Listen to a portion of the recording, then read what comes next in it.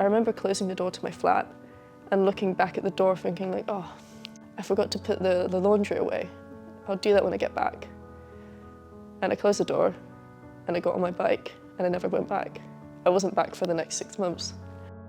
We were just going to ride up to Cruden Bay. It was a beautiful day. And then we got to, it was a strange junction. And as we start to slow down, I feel as if I'm going to go over the handlebars of my bike. So I finally managed to get to a stop, but I was about 2 feet over the line of the junction. And my friends were beside me, looking at me, telling me to move or get off the bike and just get away from the junction. And I'm trying to pull the bike backwards and I just couldn't do it. I guess I either didn't have enough grip or enough strength, but the bike would not move, and it was almost immediately that just side on, 50 miles an hour. I was hit by a Saab, 2 tons of metal, side on, T-boned at the junction, and I just went airborne. I was shot about 10 feet from the site of impact, but I stood up, and as I was standing, I remember just going to take a step with my injured side, and then just sinking through my leg. And I just remember thinking, like, that's not right. What's wrong with that? And people stop their cars in traffic, they come running out of their vehicles and they tell me to sit down. And I'm like, why, what's wrong?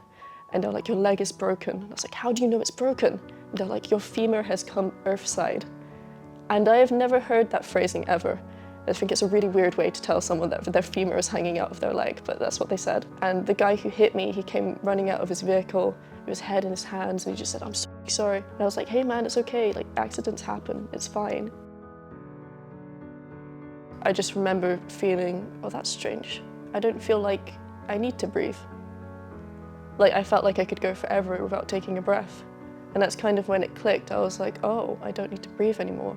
That means my systems are shutting down. That means there's something really wrong here. The experience itself was euphoric almost.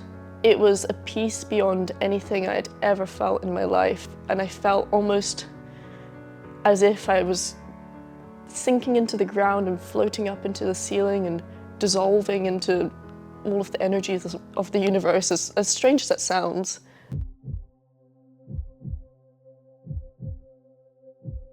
I broke 8 ribs in the collision, and it shredded my right lung from the inside out. So with every breath I was taking, the air was slowly collapsing my lung from the inside out, and I was filling up with blood and fluid and just suffocating. So eventually, due to blood loss and suffocation, I just completely blacked out. And I woke up 3 days later in hospital. I had been in a coma for 3 days on life support with machines. And when I did finally come to, the nurses told me that they believed that if I had survived, that I was going to lose my leg. But there was one surgeon, Mr. Stevenson, he said that he had the skills to do the surgery. He said that as he opened me up, he realized that my femur had not just broken in half and come out of my leg, but it split lengthways up towards my hip socket, and my knee had shattered like a jigsaw puzzle. So as he was dismantling my leg, shards of bone were coming out, and because I had stood on the leg as well, I ripped my quad, like a quarter of my quad, and it was irreparable damage. The 5-hour surgery turned into 11. I lost 50% of my total blood volume, but I had survived and kept my leg, and it was a complete miracle due to the anticoagulant medication that I was on.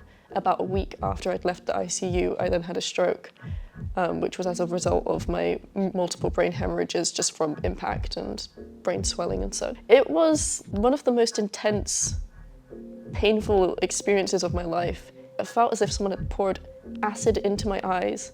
It pooled in the center of my brain, and then it was shooting down and stabbing me in the neck. The lights felt like acid. I couldn't look at anything. I was just crying and screaming in the ward. So they sent me in for an MRI, and they found bleeding in my brain. But I was in such denial about the whole thing that when they said that I was working with the stroke team from now on, I just refused to accept it. I was like, no, I haven't had a stroke. No, not me. Just completely refused to take it on at all whatsoever. I think after you go through so much, you just can't take another thing.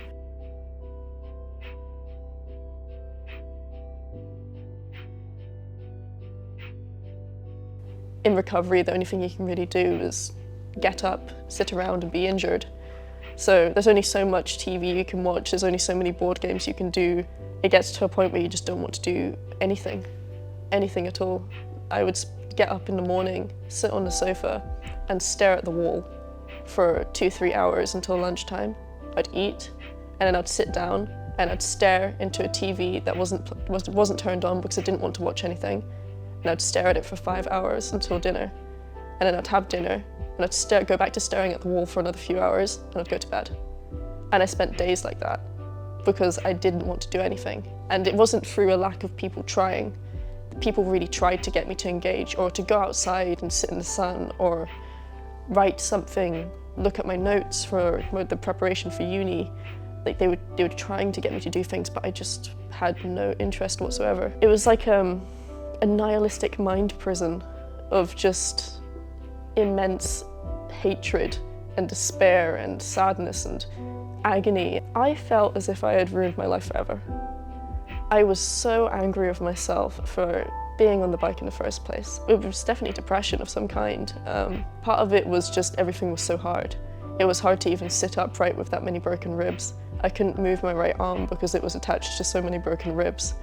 I was struggling to breathe for a lot of the time. I couldn't move around. I had no feeling or motion in my leg for the first 2 months of recovery. I couldn't even get my toes to move at all. It was just limp, dead weight that caused me an immense amount of pain. All you could do was shake and sweat.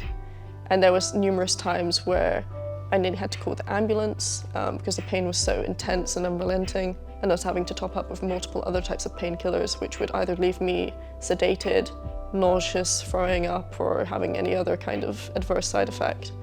I felt like I was going mad. I felt like I was losing my mind. And I really wish I could say that I came across some grand revelation that helped me get through everything, but I didn't. I just chose to do nothing. I chose to just sit and wait for it to be over. About 2 months in, I was finally able to move my leg. I just managed to get my quad to twitch just a tiny amount, and that was all I needed. That was the proof that I was getting the innervation back and that my leg was going to work again. Because if I could get it to move a little bit, I could build on that. When I had the ability to take things into my own hands and start training, that's when life really changed for me. Lewis Thompson from Results was actually the first person that I emailed. So from my hospital bed, I just shot him an email, told him what had happened, and that in the future, when I'm physically capable of it, that I would like to train at his gym, because it's one of the few gyms in Aberdeen that's actually disabled accessible. It's entirely flat. And he emailed me back to say that they'd be willing to even move the equipment if it meant that I could get my wheelchair in there. It gave me something to do and something to fixate on.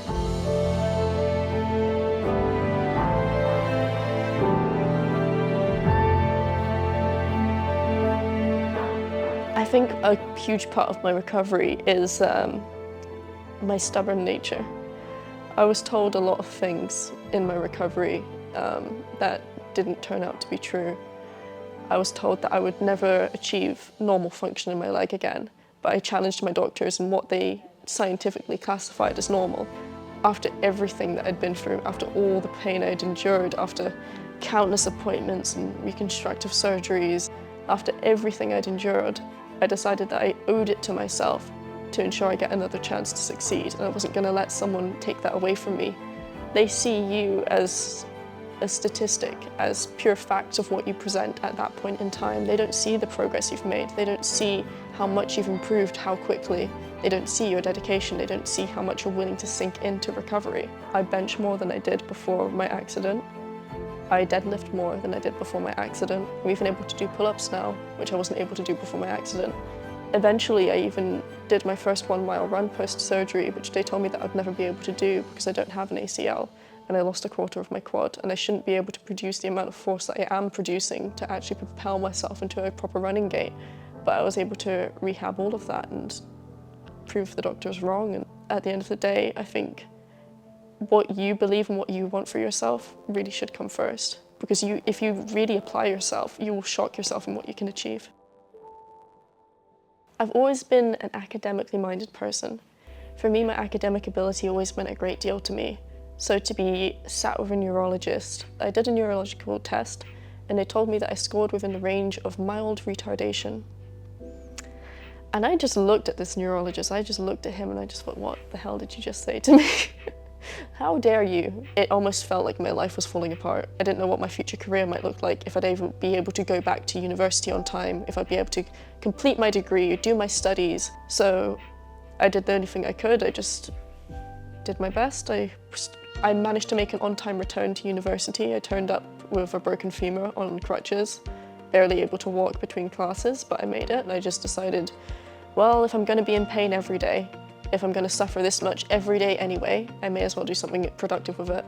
So if I could make an on-time return to university, I might have to work 10 times as hard to get half as far, but I will still be making progress. There was many times where I would sit in a lecture, watch a lecture, write a lecture, and then I couldn't even tell you what the title of the lecture was.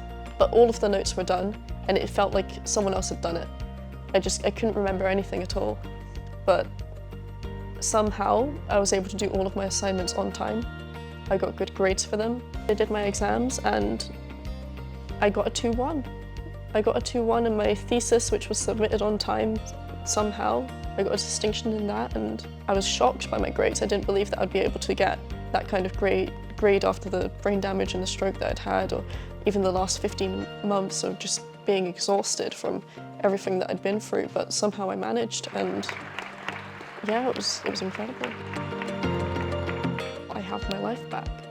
I have my life back as it was before the injury, and yeah, some parts are different, and yes, I still deal with chronic pain, and yes, my mental health isn't exactly perfect all the time, but every step of recovery feels like I'm getting a piece of my life back that I thought was dead forever. Because literally and figuratively, a piece of myself died that day. I didn't know if I was going to be able to get my life and fitness back. I didn't know if cognitively I would still be the same person that I was before the accident. And you know, in a lot of ways, I'm not the same person that I was before the accident. A lot of things have changed, my perspective has had a huge shift. But to prove to myself that I'm still as capable as I was before, I think once you've really done something that feels impossible, you'll never really doubt yourself again.